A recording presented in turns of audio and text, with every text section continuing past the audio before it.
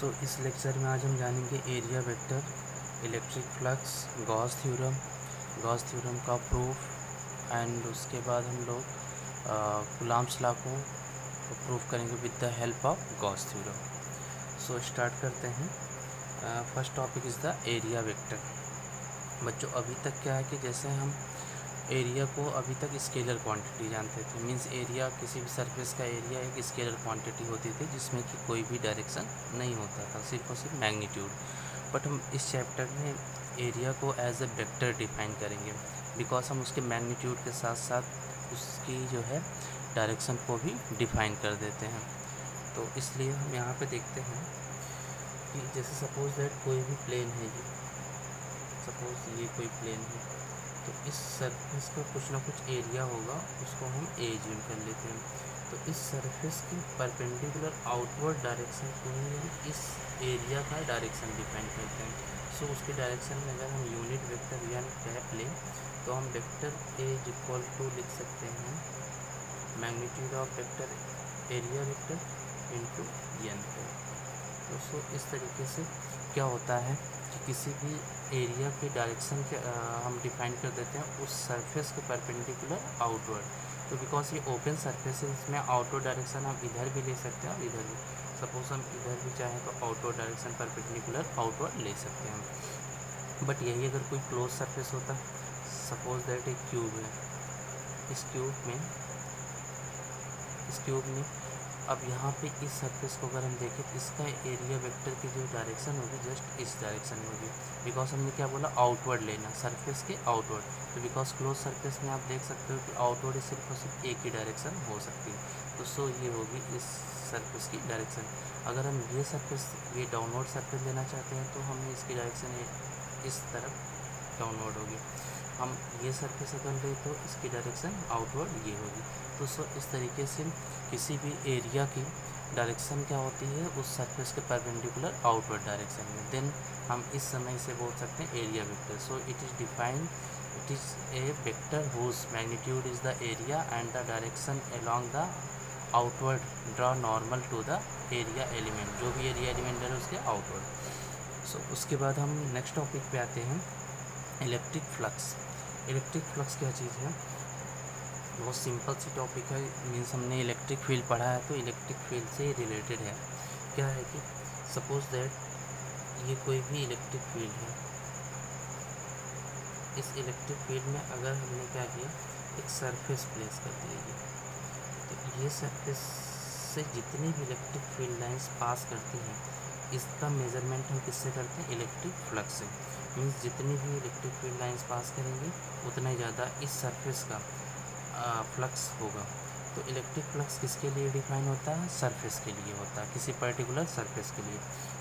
अब इस सरफेस का अगर ओरिएंटेशन हम चेंज कर दें तो यहाँ पे magnetic field lines electric field lines इसकी क्या होगी? कम हो गई।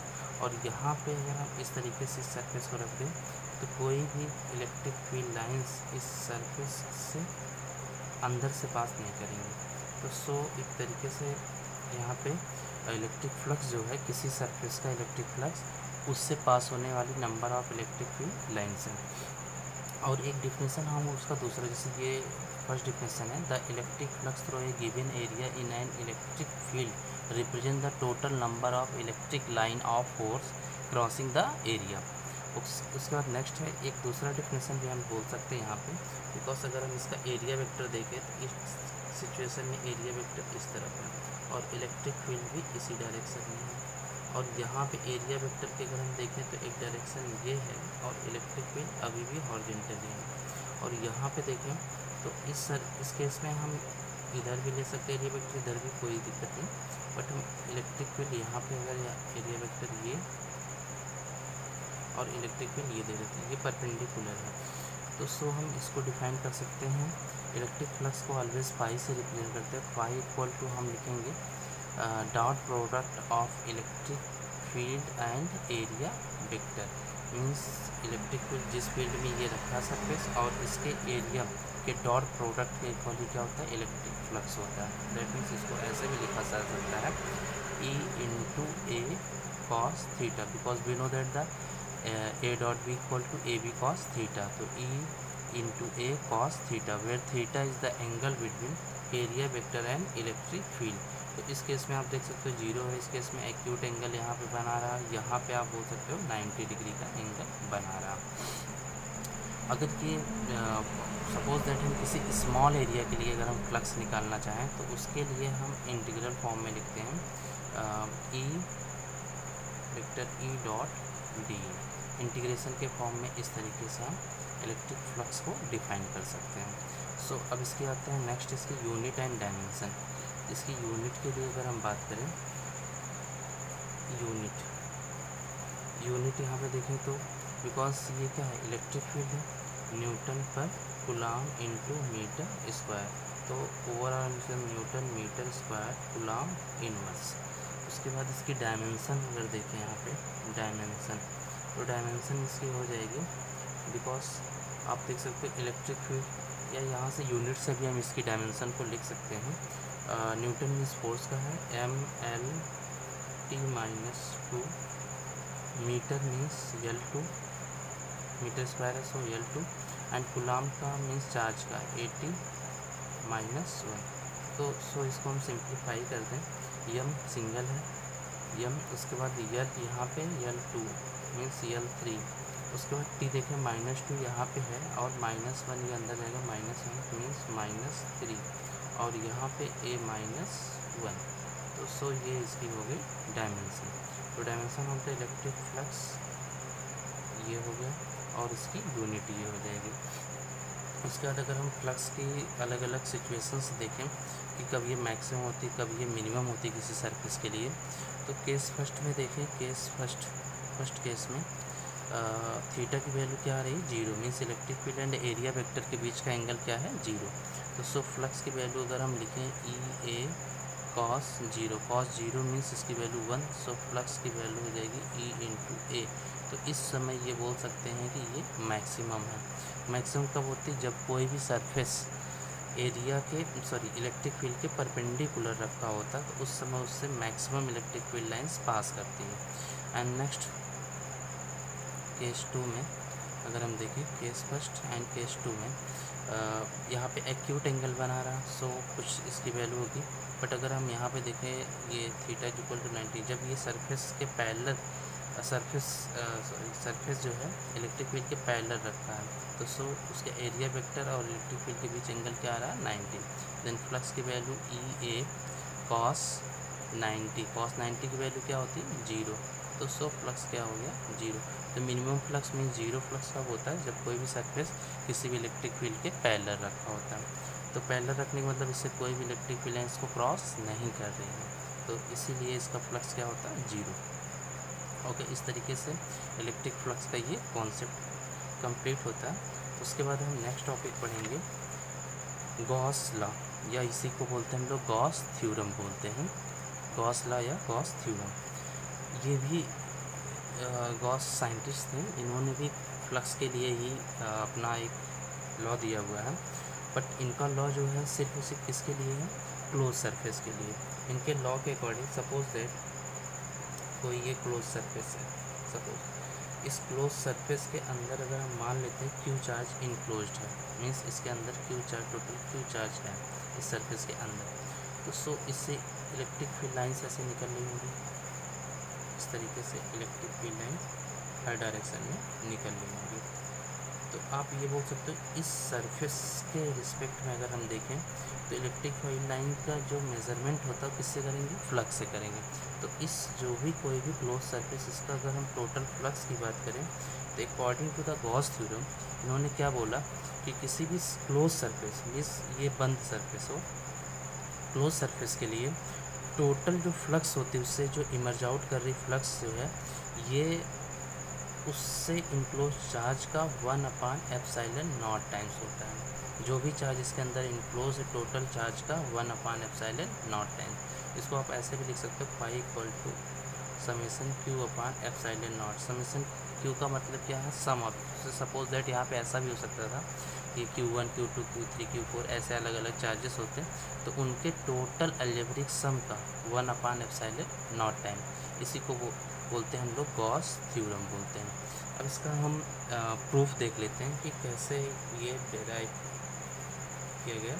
तो डेरिवेशन इसके लिए हम क्या करते हैं, छोटा सा चार्ज लेते हैं क्यू चार्ज, और इसे जो है एक मान लेते हैं कि एक स्फीयर है आर रेडियस का एक स्फीयर है, इसके अंदर ये क्लोज, सो बिकॉज ये भी एक क्लोज सरफेस है। क्लोज सरफेस में जैसे हम अगर रेगुलर सरफेस में देखें, जैसे क्यूब ले सकते हैं, क्यूबॉइड हो सकता है, स्फीयर, ये स्फीयर है नॉट सर्कल, ये एक स्फीयर है। तो सो स्फीयर भी एक क्लोज सरफेस है। देन अब इस सरफेस से हमें क्या पता करना है कि इसका जो टोटल फ्लक्स पता करना है। तो टोटल फ्लक्स पता करने के लिए हम सिंपल फार्मूला जो भी हमने पीछे पढ़ा है, फार्मूला ये जो पढ़ा है, phi equal to integration E dot d A की हेल्प से इसका टोटल फ्लक्स निकालेंगे, बिकॉज ये क्लोज सरफेस है। तो सो इससे सभी डायरेक्शन में इलेक्ट्रिक फील्ड लाइंस इस तरीके से इमर्ज आउट हो रही होंगी। सो अब हमें इस क्लोज सरफेस का क्या निकालना है, फ्लक्स निकालना है। तो इस फॉर्मूले का हम यूज़ करेंगे, इंटीग्रेशन ई डॉट डी ए। तो अब इससे छोटा सा हम क्या करते हैं, एक एरिया वेक्टर कट कर लेते हैं, छोटा सा एरिया का एलिमेंट कट करते हैं। तो इसकी डायरेक्शन क्या होगी, perpendicular outward. So perpendicular outward आप बोल सकते हो डी ए, इस तरीके से। और यहाँ पे चार्ज है, इसकी वजह से इलेक्ट्रिक फील्ड भी इसी डायरेक्शन में होगा। तो ये हम सपोज पॉजिटिव लेते हैं, then electric field and area vector आप देख सकते हो दोनों ही किसके डायरेक्शन में, सेम डायरेक्शन में, हर जगह। जैसे हमने यहाँ पे अगर सपोज दैट ये एरिया वेक्टर ले लिया, तो डी ए क्या होगा, ऐसे perpendicular outward, and then electric field भी यहाँ भी इस तरीके से ऐसे आउटवर्ड होगी। तो हर इस सरफेस, इस स्फीयर के हर पॉइंट पे एरिया वेक्टर और इलेक्ट्रिक फील्ड दोनों ही क्या होंगे, सेम डायरेक्शन में होंगे। तो सो यहाँ पे हम ये फॉर्मूला यूज़ करते हैं। देन फॉर्मूले के अकॉर्डिंग फाई, सो आप एक चीज़ और देख सकते हो कि बिकॉज ये स्फीयर है, तो इस चार्ज ये प्लस क्यू चार्ज से स्फीयर के जितने भी पॉइंट होंगे सारे के सारे सेम डिस्टेंस, मतलब इसके रेडियस के इक्वल डिस्टेंस पे होंगे। सो इस सरफेस पे हर जगह पे इलेक्ट्रिक फील्ड हम बोल सकते हैं सेम होगी। क्यों, क्योंकि चार्ज कॉमन है, और दूसरी चीज़ ये कि ये डिस्टेंस भी इस स्फीयर के हर पॉइंट पे डिस्टेंस जो है चार्ज से ये इक्वल है। तो सो यहाँ पे एक सिंपल सा ए डॉट बी की जगह हम लिख सकते हैं E D A cos 0, because electric field हमने बोला इस स्फीयर के हर पॉइंट पे कांस्टेंट होगा। तो सो यहाँ पे ई को बाहर कर देते हैं, देन ई इंटू बचा क्या आपका d A, then phi E की वैल्यू अगर हम यहाँ पे लिखें, तो यहाँ पे आप सोचो कि एक पॉइंट चार्ज है, पॉइंट चार्ज से आर डिस्टेंस पे इलेक्ट्रिक फील्ड हमने पीछे कैलकुलेट किया हुआ है, electric field due to the point charge, जिसकी वैल्यू क्या होती है, equal to 1/4 pi epsilon naught Q by are square. ये फॉर्मूला हमने डेराइव किया था पीछे, electric field due to the point charge. So ये पॉइंट चार्ज है, पॉइंट चार्ज से आर डिस्टेंस पे आपकी इलेक्ट्रिक फील्ड अगर यहाँ पे हम फाइंड आउट करें तो इसकी वैल्यू हो जाएगी 1/4 pi epsilon naught into q by are square. और डी ए का अगर हम इंटीग्रेशन करते हैं, देन इसकी वैल्यू, मतलब डी ए क्या है, छोटा सा एरिया लिया, अगर हम इस पूरे स्फीयर का सरफेस एरिया निकालें तो कितना होगा, 4 पाई आर स्क्वायर। देन 4 पाई से ये कैंसिल, एंड आर स्क्वायर से आर स्क्वायर, देन फाई की वैल्यू क्या आ गई, क्यू अपान एप्सिलॉन नॉट। और यही तो आपका गॉस लॉ का स्टेटमेंट था, मींस जो टोटल फ्लक्स किसी भी क्लोज सरफेस से टोटल फ्लक्स की वैल्यू जो है उसके चार्ज का 1/एप्सिलॉन नॉट टाइम्स होती है। तो सो अपना ये प्रूफ हो गया गॉस लॉ।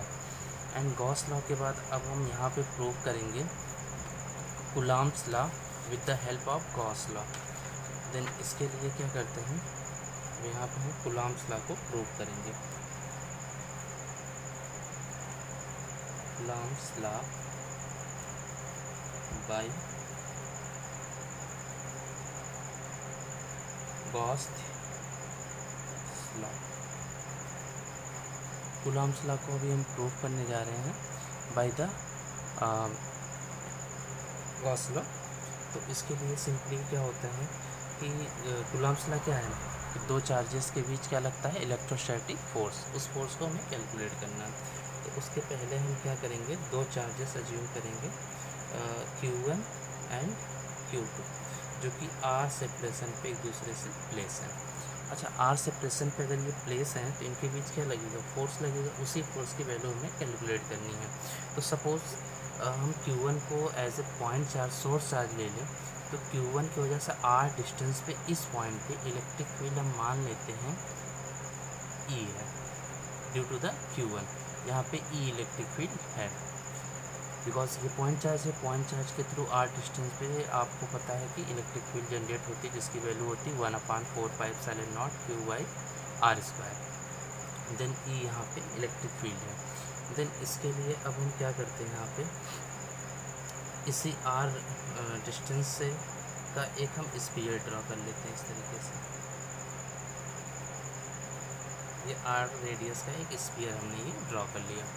अब ये जो R रेडियस का स्फीयर हमने ये ड्रॉ किया हुआ है, देन इसे हम बोलते हैं गॉसियन सरफेस। मींस इस R रेडियस का जो स्फीयर है उसके यहाँ पे अगर इलेक्ट्रिक फील्ड E हो सकती है इसके R डिस्टेंस पे, तो R हर तरफ अगर हम R डिस्टेंस लें तो सारे पॉइंट को मिलाने पे क्या मिलेगा, ये आप बोल सकते हो कि स्फीयर मिलेगा। मीन्स जैसे सपोज दैट ये Q1 से 10 सेंटीमीटर, तो 10 सेंटीमीटर हर डायरेक्शन में, अगर 3 डायमेंशन में अगर हम 10 सेंटीमीटर लें तो क्या बन जाएगा हमारा स्फीयर। मीन्स ये पॉइंट चार्ज है, अब इससे हम 10 पे यहाँ लिए, 10 यहाँ लिए, 10 यहाँ, हर जगह पे ले, तो एक क्या बन जाएगा, इस तरीके से स्फीयर बन जाएगा। देन स्फीयर ये हमने एक बना लिया, जिसे हम कहेंगे गॉसियन सरफेस। अब इस गॉसियन सरफेस का पे एक छोटा सा एरिया वेक्टर लेते हैं। छोटा सा हमने यहाँ पे एक एरिया वेक्टर लिया, मीन्स एरिया एलिमेंट DA, जो कि परपेंडिकुलर आउटवर्ड इस तरीके से हो गया। और इसके थ्रू अगर हम इलेक्ट्रिक फील्ड भी देखें तो ये भी क्या होगी, इसी डायरेक्शन में, आउटवर्ड डायरेक्शन में होगी। ये आउटवर्ड डायरेक्शन में इलेक्ट्रिक फील्ड भी होगी। सो दोनों हम आप देख सकते हैं कि ये दोनों ही सेम डायरेक्शन में हैं। देन यहाँ पे हम अप्लाई कर देते हैं according to the flux = E.DA। और दूसरी चीज़ हमें पता है, इसी टोटल फ्लक्स के का एक फॉर्मूला है E.DA भी है, और दूसरा according to the Gauss theorem Q/ε0। तो अब यहाँ पे देख सकते हो, बिकॉज ये क्लोज सरफेस है, क्लोज सरफेस के लिए हम टोटल फ्लक्स Q/ε0 भी लिख सकते हैं। देन इस क्लोज सरफेस के अंदर जो चार्ज है उसकी वैल्यू, इसको सिंप्लीफाई करते हैं, फ्लक्स की वैल्यू E/DA क्या लिख सकते हैं, cos 0, बिकॉज ये दोनों ही इस स्फीयर के हर पॉइंट पे सेम है, मतलब same direction, so 0 equal to इसके अंदर इनक्लोज चार्ज की वैल्यू कितनी है, Q1/ε0। देन अब आपको हमने पहले ही बताया कि ये गॉसियन सरफेस एक ऐसा स्पेशल सरफेस होता है जिसके हर पॉइंट पे इलेक्ट्रिक फील्ड कांस्टेंट होती है, मीन्स सेम। इसकी वजह से इलेक्ट्रिक फील्ड यहाँ पे E है अगर, तो यहाँ भी E होगी, यहाँ भी हर पॉइंट पे सेम होगी। सो E को बाहर कर देंगे, बिकॉज E हो गया कांस्टेंट। अब बचा क्या, DA cos 0 की वैल्यू 1, देन Q1/ε0। सो यहाँ पे E अब इसकी वैल्यू कितनी होती है, 4πr² Q1/ε0। ये कहाँ से है, DA क्या है, छोटा सा एरिया एलिमेंट है। अगर हम पूरे सरफेस को इंटीग्रेट करें, बिकॉज ये स्फीयर है और स्फीयर का कर्व सरफेस एरिया कितना होता है, 4π²। देन यहाँ से हमें मिल गया E=, अब इसको हम इधर ट्रांसफ़र कर देते हैं। देन इसको लिख सकते हैं Q1/4π²,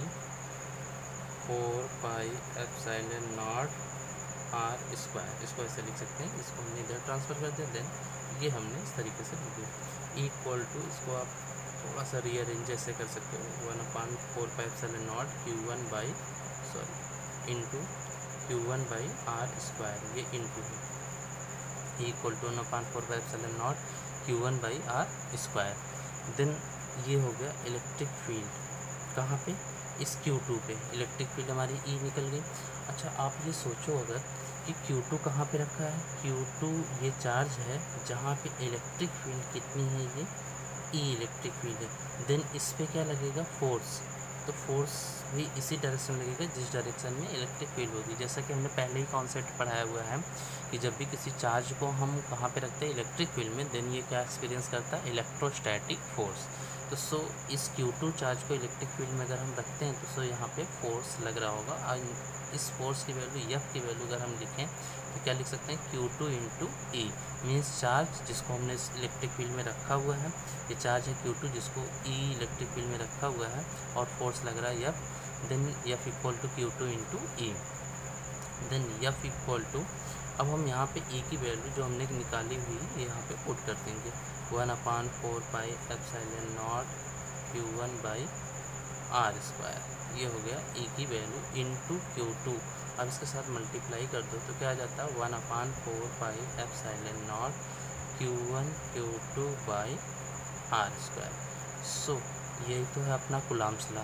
मीन्स यहाँ से ये प्रूफ होता है, ये कांस्टेंट हो गया, सो प्रूफ हो गया कि F is directly proportional to the Q1 Q2 and F is inversely proportional to the R²।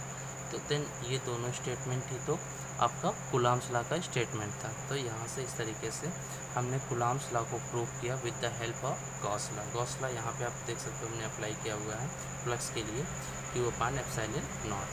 Then इस तरीके से ये आपका गॉस थ्योरम पूरा कंप्लीट होता है। तो गॉस थ्योरम में कुछ पॉइंट्स आप याद रखिएगा। गॉस थ्योरम हमेशा हम उसी सरफेस के लिए अप्लाई कर सकते हैं जो भी क्लोज सरफेस हो। मीन जैसे कि स्फीयर हो, क्यूब, जैसे कि यहाँ पे हम कह रहे हैं स्फीयर है, कोई क्यूब है, कोई क्यूबॉइड है, मतलब किसी भी शेप का, बट ये क्लोज सरफेस होना चाहिए। कोई भी इरेगुलर शेप हो सकता है, 3 डायमेंशनल शेप, तो ये क्लोज सरफेस होना चाहिए। दूसरी चीज़ कि सपोज दैट ये आपका स्फीयर है, स्फीयर के अंदर चार्ज जो है Q इनक्लोज्ड है और इससे टोटल फ्लक्स निकल रही 5। तो अगर हम यहाँ पे इसकी साइज को बड़ा करते हैं देन फ्लक्स पे कोई भी फर्क नहीं पड़ेगा, बिकॉज जो फ्लक्स होती, टोटल फ्लक्स होती है किसी भी क्लोज सरफेस की, वो उसके शेप पे डिपेंड नहीं करती, सिर्फ और सिर्फ क्या किस पे डिपेंड करती है, उस चार्ज की मैग्नीट्यूड पे। बिकॉज आपको फॉर्मूला पता है, फाई इक्वल टू क्या होता है, Q/ε0। तो सिर्फ और सिर्फ फ्लक्स जो है चार्ज पे डिपेंड कर रही है, ना कि उस क्लोज सरफेस के शेप या साइज पे। बस ये होना चाहिए कि सरफेस जैसे कैसा होना चाहिए, क्लोज सरफेस होना चाहिए। देन ये कंप्लीट होता है। इसके बाद हम नेक्स्ट टॉपिक पढ़ेंगे application of Gauss theorem. Then application of Gauss theorem में हम यहाँ पे जैसे कि electric field due to the line charge, अभी तक हम सिर्फ और सिर्फ इलेक्ट्रिक फील्ड किसकी वजह से जानते हैं, due to the point charge. Then अभी हम आगे पढ़ेंगे electric field due to the line charge, electric field due to the surface charge, electric field due to the volume charge. तो सो इसको आगे के लेक्चर में हम डिस्कस करते हैं। ओके।